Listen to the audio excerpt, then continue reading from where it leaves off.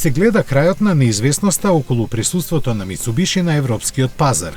Според представниците на компанијата, веќе на големо се работи на новите модели на марката кои ќе бидат базирани на Клио и Каптур. Јапонците токму во нив ги гледаат своите идни урбани адути кои треба да се појават идната година.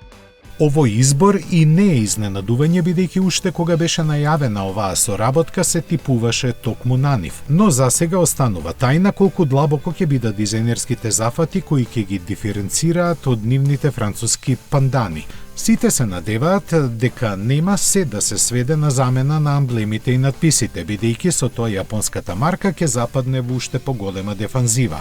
Неофицијално се дознава дека кросоверот кој ќе биде представен во првиот квартал ќе биде налик на Outlander, додека за хеджбекот кој ќе се појави во второто полугодие во 2023-та не се знае ништо.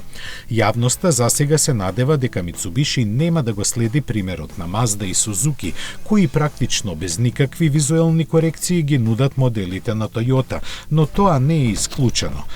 Промени во механиката не треба да се очекуваат, а како ќе се движат цените не може да се претпостави.